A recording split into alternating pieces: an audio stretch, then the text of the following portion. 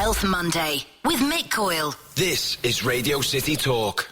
And I do hope you're well. Welcome to Mental Health Monday. It's that time of the week where we sit down and discuss mental health matters. Now, there's lots to get our teeth into today. Thanks for downloading this if you're checking us out on the podcast, or thanks for listening live via Radio City Talk. Today on the programme, we're going to be looking at a whole host of different aspects, including mental health budgets and mental health budget cuts. There's an organisation that have been a guest with us on Mental Health Monday before, who've been in contact with us this week to tell us about the funding cuts that they are suffering as a result of changes to their funding, which is due over the course of the next year. And we are talking about a serious hit when it comes to the amount of cash coming through the door of this particular organisation. We're talking about the Young Persons Advisory Service here in Liverpool, YPAS as they're known. So stay tuned for that. We'll have the full story there. Also, special mention for the fact today's International Father's Mental Health Day. You can check out episodes 17 and episodes 9 of Mental Health Monday if you want to hear more about some of the organisations that work around dad's mental health. But I'll tell you on the programme today what International Father's Mental Health Day is all about. And we've got a guest on who's behind a new book, which is looking at recovery from mental health matters as well. So we're going to have some great guests on the programme, some really interesting topics as well. Stay tuned with us on Mental Health Monday. If you want to get involved in any of the stories that you're hearing, or if you're thinking, that rings true with me, maybe I've got a contribution to it, then email in mick@radiocity.co.uk. That's mick@radiocity.co.uk. Type in hashtag Mental Health Monday into your social media and you'll see links to the show and to our social media as well. Do get involved in the conversation. mick@radiocity.co.uk is the email address if you want to come on and share your story. If you're listening to the show today and thinking, actually, I can do something about that, or I can help in a particular organisation or help in a particular way, we'd love to hear from you. We're going to start by talking about mental health funding. So there was an organisation that joined us on the programme way back at the start of Mental Health Monday, the Young Persons Advisory Service. You can go back to the previous episodes of the podcast and check it out. Listen to the edition. And they were talking about the work they do with young people in the city of Liverpool and beyond. They got back in touch with us in the last week or so to tell us about their budget and the amount of money that they would receive in terms of their funding to provide the services. This week, we've been informed that that budget is being cut and it's taking a big hit. Nearly 50% of its budget gone. Monique Collier is the chief exec of the Young Persons Advisory Service, YPAS. She started to explain to our reporter Adam Phillips where they get their funding from and why that's changed going into the year ahead. Let's take a listen. Radio City Talk. YPAS receives significant funding from Liverpool CCG, and unfortunately NHS England nationally are experiencing significant pressures on their budgets.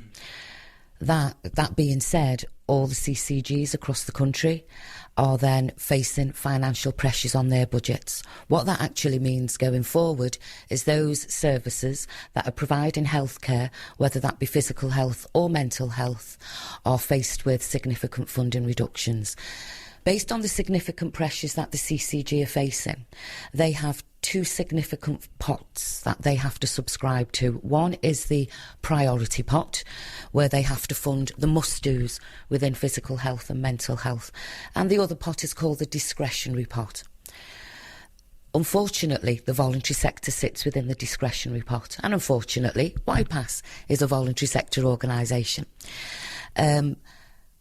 YPAS is part of a CAMS partnership, so it's CAMS, Child and Adolescent Mental Health Services, that have actually received a significant cut. The providers within the CAMS partnership ultimately receive the cut.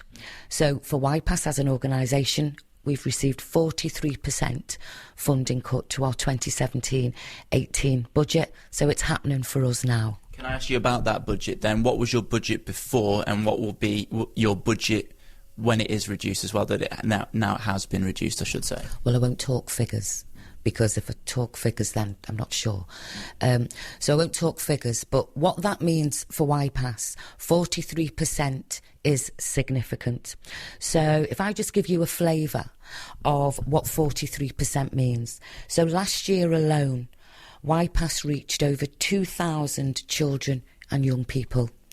We reached over 400 parents and carers, over 300 families. We worked in 48 primary schools. and over 20 secondary schools. Receiving a 43% funding reduction clearly suggests that 43% of those figures are at risk of receiving mental health support from YPAS as an organisation, whether that be mental health support, practical support, or mental health support based on a therapeutic intervention. 43% of those figures are at risk. So it's fair to say then that actually, I mean, I know 43% is nearly half. Is it fair to say that you could see those figures reduced to nearly half in the near future? The amount of people, the amount of families, children, and obviously places that you go to as well, reduced nearly in half? Absolutely. Year on year, the referral rates for YPAS is increasing. Year on year, locally and nationally, the presenting issues for mental health is increasing. And that's down to services like our CAMHS providers, because we're destigmatising our mental health services. Our mental health services don't look as clinical as what they used to be. So we are very good at normalising what mental health is. And I guess, as a group of providers, we're a victim of that success, really, because we've destigmatise what mental health services look like. But yet, so I guess based on that, the demand has increased. But yet, we've received a 43% funding reduction. And I'm saying 43%, if you compare that to the fact that year on year mental health referrals are increasing, based on this year's figures, that 43% is going to look significantly higher because the referral rate is increasing. What do you fear, Monique, will happen to those children that you now support that will presumably require help, those children and families in the future, without the service that you provide as well, with the lack of funding that you're now facing? Yeah.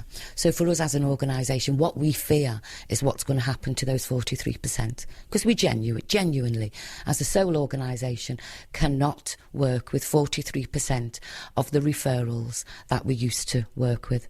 And so our fear is what happens.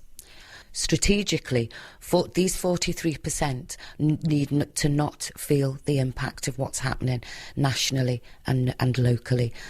The presentations for children, young people and families who are experiencing mental health difficulties is significant, and us as a city need to feel responsible for how we can continue to support those needs. What we can't do is walk away from 43%.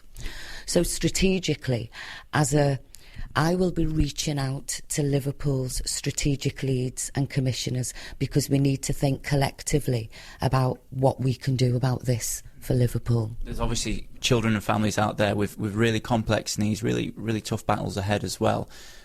What do you worry will happen to them without the services that they need, I suppose, to get that support as well? I worry that their mental health needs will remain unmet. And whilst they remain unmet, they will escalate. And once they escalate, they then become extreme and severe, and they then will need a referral to a more intense service, as in a specialist mental health provision.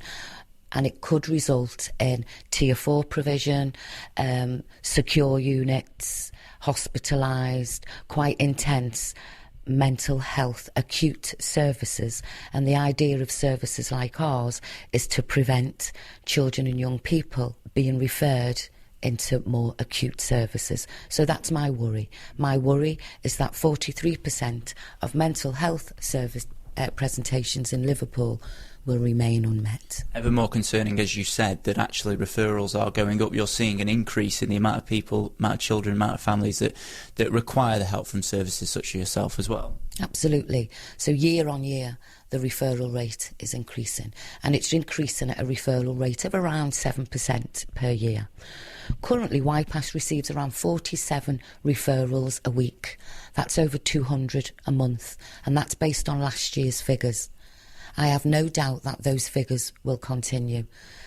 What are we supposed to do with that as an organisation? Are we supposed to gatekeep these referrals and not take any further referrals once we've received, if we talk about calculations, if for us to just work on the premise that we only receive 57% of last year's referrals, what does that mean? Does that mean we gatekeep and we don't take those referrals? It's really important that we don't do that. But in order to avoid that, our strategic leads and commissioners across Liverpool, we need to do something about it now, because the referrals are increasing day by day. It might be shocking to ask this, but is there a concern that lives could be at risk because of these funding cuts, that people aren't getting the services that they need as well? Absolutely. We have a duty of care, and there's lots of risk factors associated with young people with mental health difficulties wanting to receive access in an organisation that's non-stigmatised and doesn't look like a stigmatised mental health service. There's so many risk factors associated with us as a service and us as Liverpool not supporting those mental health needs, because if we don't support them, they remain unmet, and whilst they remain unmet, they escalate. When they escalate, it's left to the young person themselves to address their own mental health difficulties. How does a young person address their own mental health difficulties without receiving specialist support? So for some young people, that's unachievable. They wouldn't know how to do that. That then generates, or that then suggests, that there's lots of risks attached to that in terms of self-harming behaviour, attempted suicide, and unfortunately in some cases the attempted suicide in some cases will be a successful. So the question will be, you mentioned it just before, who do we turn to help? I know the CCJ, NHS England presumably will say they have their hands tied. That's coming down from high above in government about the need to make these savings. Where should services such as yourself turn to? You mentioned maybe looking closer to home, Liverpool, all the services here. Who are you calling out for help then? Yeah, so I guess there's two areas there for us. One is the CCG's hands are tied. They've received a significant funding reduction from NHS England, and NHS England has rules and they have regulations, and for every CCG they have to generate a surplus, and that's no different for Liverpool. So Liverpool's CCG has needed to generate its surplus, and ultimately services like ours are cut. So that's twofold really for YPAS. I will be reaching out to our strategic leads and commissioners to think about how we, or how they, can collectively fundraise and match fund the massive financial gap that's occurred here for YPAS and ultimately Liverpool. And the obvious one for us is YPAS is a charity. YPAS is a 50-year-old charity established in 1966, and for 50 years we've been serving our Liverpool communities with the mental health difficulties of children, young people and families. Based on us being a charity, we need money. So again, I am appealing for any funding out there that people are wondering, what can I do with this? Any pro bono support, any donations, anything that could further help our charity to further help the mental health needs of this significant 43% funding reduction for Liverpool. So that's an appeal for us as a charity in terms of donations and additional funding. And just finally as well, to maintain the amount of services that you currently run and try and get that funding up, I suppose it is obviously a matter of urgency. How quickly do you need to get help, get support, get maybe funds in to sort of maintain the kind of level that you are currently at as well? So YPAS was given 90 days to consider how it was going to reduce 43% of its services by reaching out to our other CAMS providers.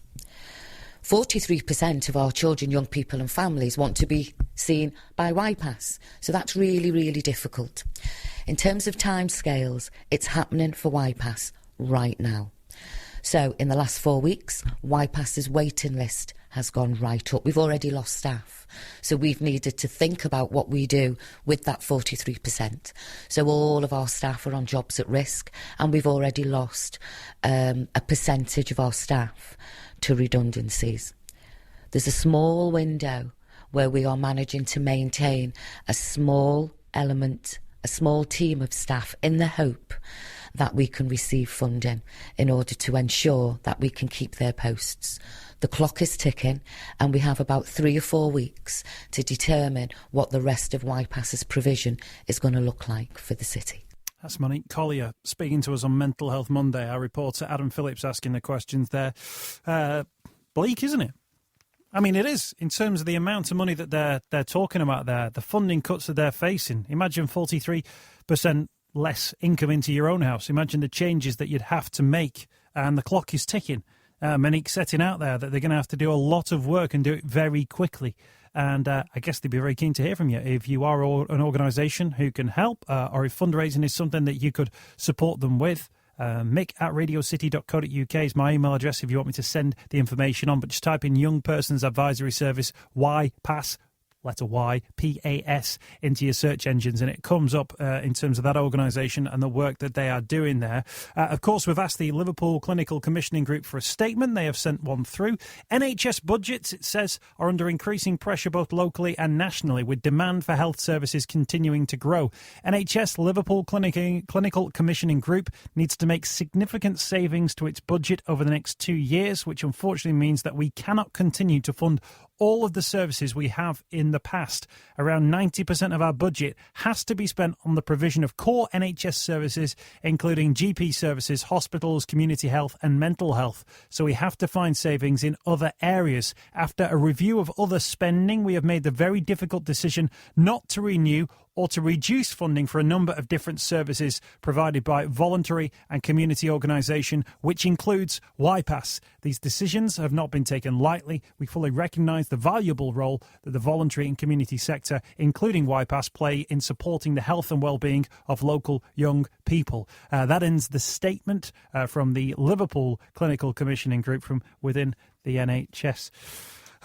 So that's it as we have it at the moment. You know, we had this idea, didn't we, about 5-6 years ago, about the big society that you would get organisations, you know, charitable organisations coming into public life, if you like, and filling in a gap or taking on responsibility.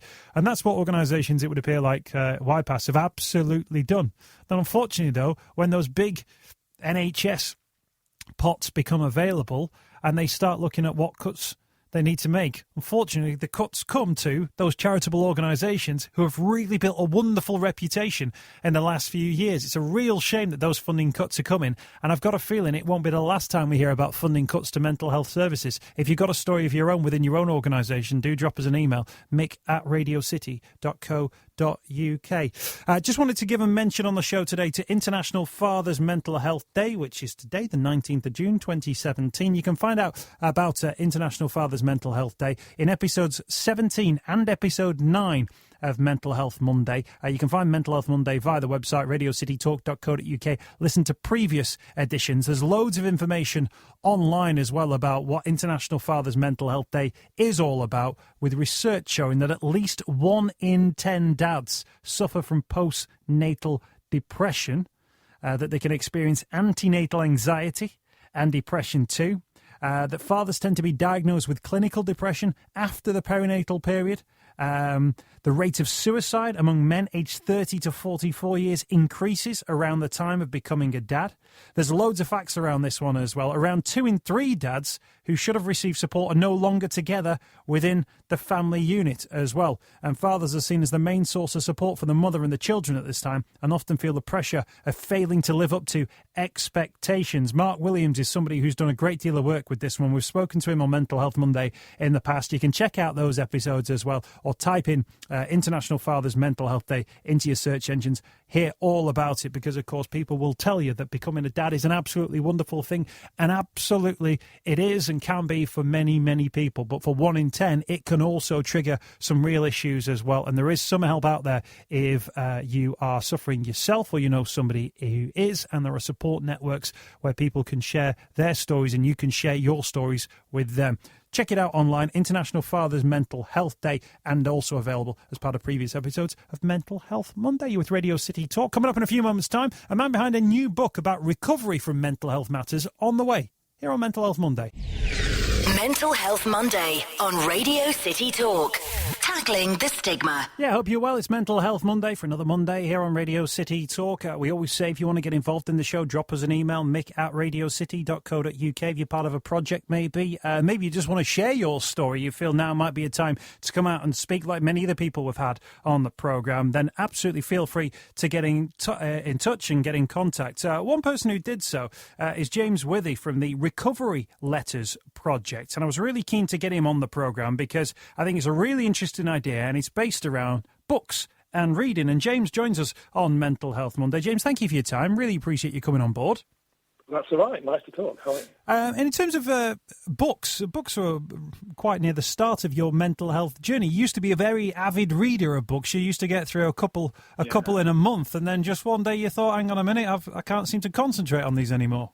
Yeah, absolutely. So, I loved books. I always kind of read loads and loads of novels. And then, when my depression struck kind of big time, literally nothing. So, I went from reading a few novels a month to could hardly reach half a page. So it just kind of went completely, no concentration, couldn't read at all. It was extraordinary actually. Yeah. And one of the aspects of your own sort of mental health story, if you like, is this idea of recovery. Your project is called the Recovery Letters, and this was the desire, and I think it's really interesting, the desire to hear other people recover, to get this idea that there was a pathway out of the depression that you were facing. Yeah, absolutely. So when I was first ill, I think people were really reluctant to say, James, you can get better. There's hope out there. And so I was kind of at a point of going, well, I really want to hear sort of other people's stories of recovery. That you can get through this. And there was really nothing out there. I would have, my psychiatrists and doctors would give me huge CBT books on depression that were just enormous. Like, I couldn't read a page of them. So I was sort of sat in my room in a psychiatric hospital going, actually what I want to read is about stories of people who've got better. And that's sort of when the idea sparked off, basically. And in terms of those stories, did you know where you were going to find those stories from, or was it a case of just hoping that those stories were out there and would come toward you? Yeah, I was just hoping they would be out there, really. We set up a Twitter account, and I wrote the first letter, and then I said to people, look, if this is something that you'd like to do, let's write a letter to people that are suffering at the moment, saying, look, depression tells you it'll never get better, but depression lies, and actually, you can find a way through this. I asked people to write letters, and then they sort of came in really quickly, and we created a website. And it's gone from there, and now a book. So it's just taken off in the most enormous way. And I think it's because people feel so alone with depression. It feels like you're never going to get out of it. And I think when there's other people saying, do you know what? We've felt those things as well. And actually, we're here. We're still living our lives. Yeah, it's hard sometimes, but we're still doing it. And you can too. And I think it's those sort of small shots of hope that other people can give you that can really help. I mean, ultimately, you set it up for your own journey, if you like. But do you think there is mutually that people will be able to look at it and go, well, actually, what works for James actually works for me? Are there themes, for instance, that you've seen within those recovery letters, themes that you think could play out into a wider audience? Yeah, there were so many themes. There were so many familiar feelings with depression that you're never going to get better. So, I was convinced I would never get better. So, I would have gone to the bookmakers and placed massive odds on me never, ever, ever getting better. I was convinced. And a lot of people say that, they're never going to get better. That's one really familiar theme. And it's about trying to see that that's depression and not you. That's the illness talking. That's the illness talking, and about trying to separate out yourself from the illness, which with mental health is just so hard because it feels like you, but then you're trying to make it the illness, and it just gets really confusing. So a lot of the letters will say, look, you'll feel like you'll never get better. That's the depression talking. It's not going to be that way. It can get better. Yeah, sometimes people ask me about, mental health and how I picture it now, because I speak to so many people about it. I almost picture it like a paperclip. That it's like a paperclip which attaches something to you, which is now, because it's attached to you, and sometimes it's quite difficult to remove, and then sometimes you do remove it, but it leaves a bit of a mark. And, that sort of idea of the paperclip was the only one that I could actually think of, because it is that idea of it being sort of part of you, but then not part of you. Yeah, absolutely. As well, I guess one of the key things as well, I don't know if there's necessarily a happy ending to the book, but is there a sense from those letters that people have recovered, or is it that people are recovering? I think a bit of both. I think we're very careful not to say, look, depression is a horrendous thing. It's not all going to be roses and chocolates when you get out of it. And it's like, and for me, depression is something that I live with. It's not something that I recovered from. It's something that I still battle on a daily basis, But I think it's about saying, look, it's just not going to be as bad as it was. The pain that you're feeling now, that acute pain, is not going to remain. So it is, the people that write in the letters are not going, yeah, we are fully recovered and everything's fine. They're going, yeah, we still have tough times, we still have tough times, but, I'm doing this, and this is what I'm doing with my life. And I never thought I would get through, but I am still doing it, and I'm a parent, and I've got a job, and, all these other things. And I think that's just so important. That's just so important. We're not saying, look, it's going to disappear. We're saying, look, it will get better. It might sort of integrate with yourself, a bit like a paperclip, like you're saying. But it's saying, look, it's not going to be as bad as it was, and things change. And that's just so important when depressionists tell you that it's never going to change. And the people who've contributed to the project and to the book as well, are they as wide a range as people as you can get, or is there a certain type of person who might contact you? Men, woman, age, job, like a job, whatever it would be. Just the whole span. We've tried to be really careful to get a huge span to people all over the world. America, Australia, really everywhere we've tried to get men and women of all ages, young people, old people, a huge span of people writing about their experiences. So, I'm still confident there's something for everybody. And because there's a lot of universal themes, I actually think no matter what, what gender you are, what age you are, those messages come through really clearly.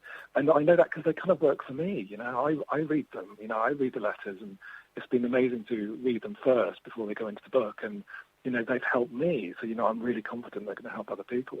And it's, depression has no limits on who it affects, as mental health, it affects just absolutely everywhere, billions of people across the world.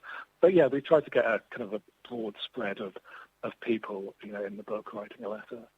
The book is available. You can check it out. Amazon have got like the preview page ahead of the release of the book in July as well. The recovery letters addressed to people experiencing depression. Are you working with Olivia Sagan as well? I am. Yeah, absolutely. Dr. Olivia Sagan. So she's we co-edited it together. So it was me that sort of set the project up, but we worked together on the book, which has been great to have someone else do it. And she's a psychologist, and it's been great to have her input. So yeah, we've worked together on it. And it's out in July, which is really exciting. And in terms of the letters and how people can find out more information, your website, therecoveryletters.com, has got all the links on it there as well, therecoveryletters.com. Amazon, and I'm sure all good bookshops will have a link to the book as well. I really look forward to reading it, James, because it's really interesting to see what's going to be in there. We appreciate you coming on the programme as well, and thanks for your time. No problem at all. Okay, thanks, Mick. That's James Withey from the Recovery Letters Project, the website therecoveryletters.com, and that edition is out in July. Great to get him on the programme. So, happy International Father's Mental Health Day. Thank you for getting involved in that. We're available as a podcast as well. Thank you for people who are downloading that. If you'll be kind enough to like and subscribe, give it a rating. Anything above 3 we're pretty happy with. Do get involved. Mental Health Monday, back next Monday. If you've got a story you want to share, drop us an email, mick@radiocity.co.uk. That's mick@radiocity.co.uk. Radio City Talk. Tackling the stigma.